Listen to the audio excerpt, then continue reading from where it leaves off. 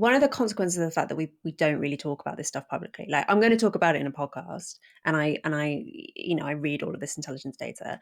You will get flayed if you write about this in a sort of mainstream publication. People don't want to talk about it, right? One quote that I read years ago from an intelligence researcher was about this phenomenon of people not wanting to talk about it is intelligent people saying that intelligence doesn't matter is like rich people saying that money doesn't matter. Like, it's this incredibly powerful thing, but you're kind of not supposed to talk about it. And one of the weird effects of not talking about it is, for instance, if you look at social mobility and meritocracy, I'm thinking of the UK, but this will apply elsewhere as well. One way of reading the fact that social mobility has slowed a lot in the UK compared with, say, the 1960s, many on the left would say, well, that's because we don't really live in a meritocracy, or we had like a brief period of meritocracy, which is now gone, and that's why you're not seeing working class people upwardly mobile in the same way. Another way of reading it is that actually meritocracy has done its work, which is that it elevated very able people who have now started marrying each other and all living in London or whatever. And actually, you've just ended up genuinely with more of a caste system as a consequence of successful meritocracy. And no one wants to talk about that, right? But that's an equally, if not much more plausible way of reading the data on social mobility. Yeah, I think that was presented at the bell curve as a possibility.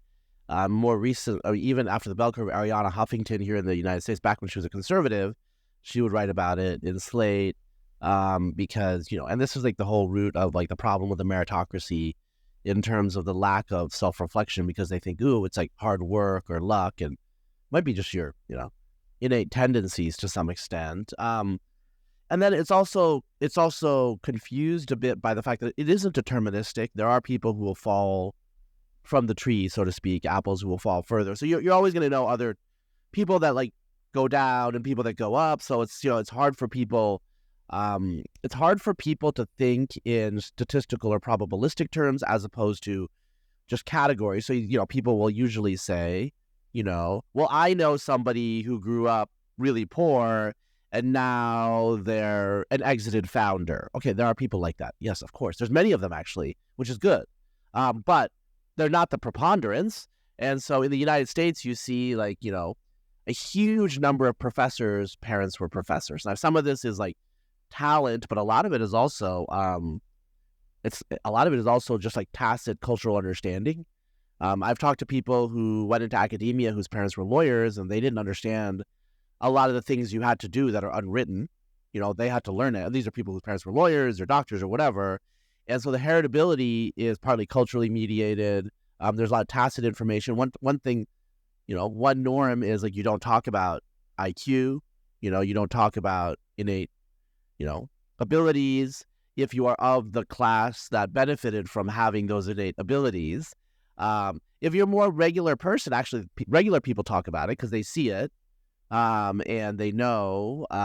I will tell you guys, I think I've said this before, but when I was a kid, my parents told me, everyone's really smart and you got to work really hard. So I did work.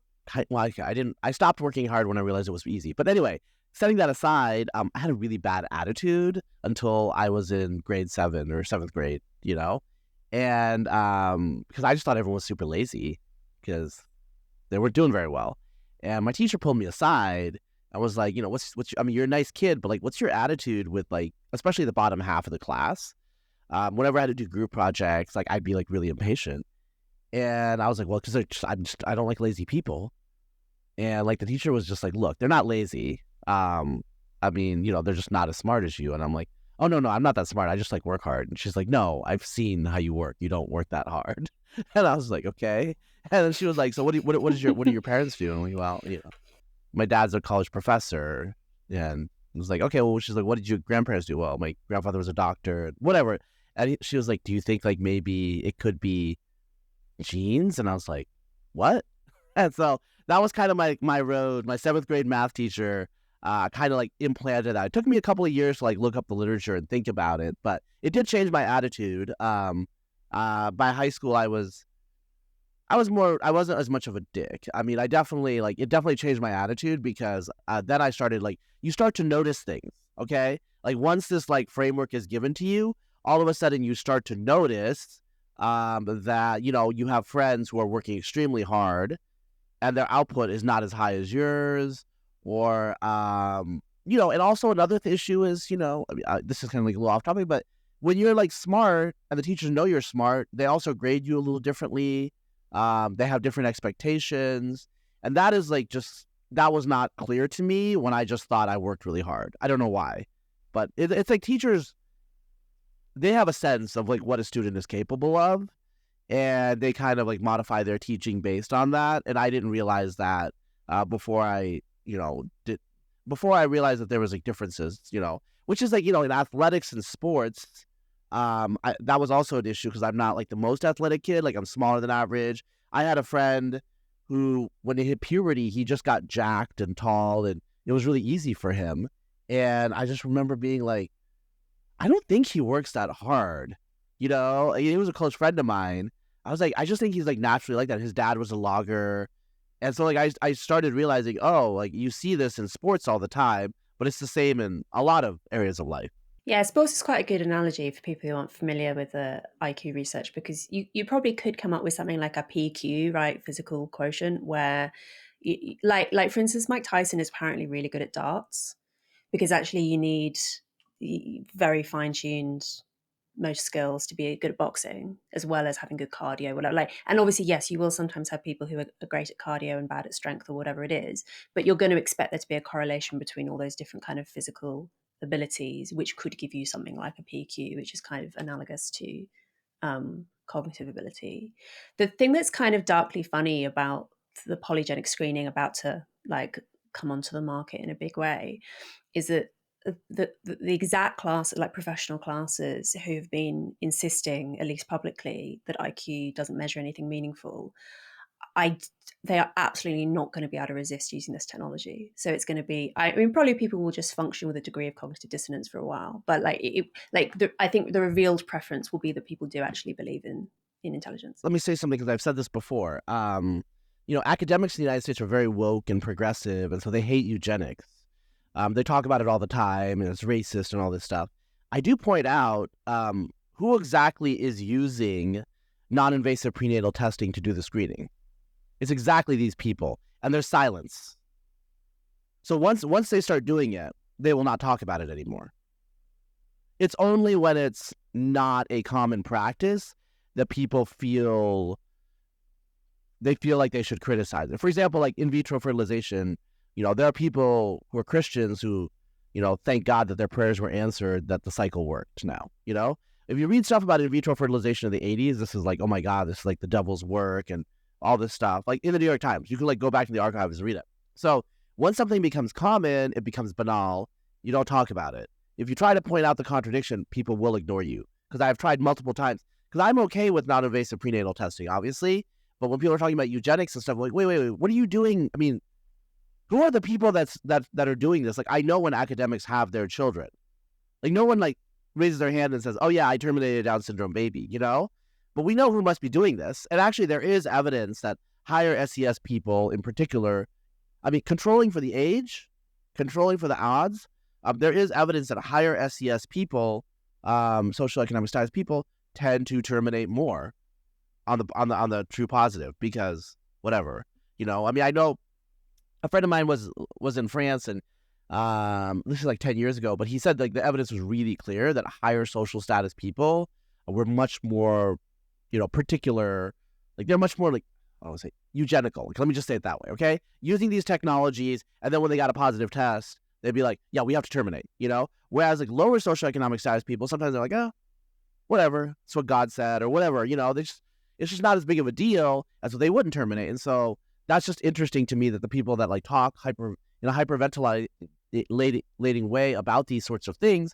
are always, frankly, the ones that end up using it, and then they stop talking about that particular thing and they move on to the next one. It's a little frustrating, but whatever, it is what it is. Yeah, I mean, one of the things that frustrates me about people not wanting to talk honestly about intelligence is that there are, I think, loads of ways in which cognitive stratification and it's kind of thinking effects. You know, the fact that basically you have people, any even more so than historically, anyone in a position at the top of any kind of professional hierarchy is going to be unusually intelligent, and they are the people who are making decisions which affect lots of people's lives. And because we don't talk about intelligence, we don't talk about the fact that we do make like less intelligent people's lives harder in loads of unnecessary ways. I mean, just like the basic stuff of, I don't know, banking or tax, all these things, which are actually very complex because they've been designed by intelligent people who don't realize how complex they are for everyone else. Like, I had a really transformative moment for me because I kind of, I think, you know, I grew up sort of progressive, and I imbibed the usual stuff about intelligence not being meaningful. And then I worked at one point with an intellectually disabled girl, and so had like extended conversations with her. And I knew her IQ because it was part of her sort of report from social services. And I was like, wow, your life is so different from my life. Just the things that she struggled to do, which seemed to me to be incredibly obvious, just things like getting the right bus at the right time, was sort of beyond her. And it made me, and ever since, I have thought about the ways in which complex systems designed by intelligent people absolutely do not meet the needs of less intelligent people, and we can't even talk about it, let alone resolve it. Well, I think the one way that it can be explained to a lot of people who are more, quote unquote, more intelligent, though, is math, because mathematics, like, you know, formal mathematics is one area where a lot of bright people, they run against their limit, you know, and so they see, oh, it doesn't matter how hard I try, I'm not going to, you know. For example, like, I haven't taken math beyond linear algebra or multivariable calculus. Like, that was obviously kind of like the limit of like me doing well. I have a friend who got a degree in math along with a degree in physics, and they realized they couldn't do math graduate student because they couldn't do algebraic geometry, you know? This is on the high end. But I'm saying, like, no matter how smart you are in math, most people that are really mathematically talented in particular, they will push themselves, and then they hit the end and they're like, what's going on here? And then they realize, oh, okay, this is what it felt like for like most people with calculus, you know? Whereas for them, it was pretty easy to do those proofs. And so I think that's one way that you can explain it, aside from the sports, you know, in terms of like mathematical abilities. It's a little hard sometimes, I think, with the verbal stuff, because people think writing is so simple. And yes, it is, but obviously the fluency in writing varies a lot based on your just ability. And so that's harder, I think, to use as an illustration, you know? Because I don't know. I think people just think, oh, they must just like spend a lot of time at it, you know? But there are people, you know, I mean, I probably like Christopher Hitchens would probably like, you know, it seems like, yeah, I'm sure. I mean, he had to learn. It was a craft, but okay, the guy, obviously, the way he talked, you could tell this guy has like a talent for prose, not just necessarily even the analysis, but the prose, right? But that's harder to explain. With math, though, I think it's really straightforward. Like, people just, you hit the wall and you're just all of a sudden, you're dragging, you know? Yeah, And for yeah, normal yeah. people, it's way lower, quote unquote, normal people. It's way lower. Like, you know, like I have I mean, yeah. I mean, I know people who can barely graduate college, you know what I'm saying? Which for a lot of people out there is like, how's that happen, you know? But there are a lot of people like that. Like, they're marginal, you know, they end up like majoring in something that allows them to graduate, you know, but it's very difficult for them.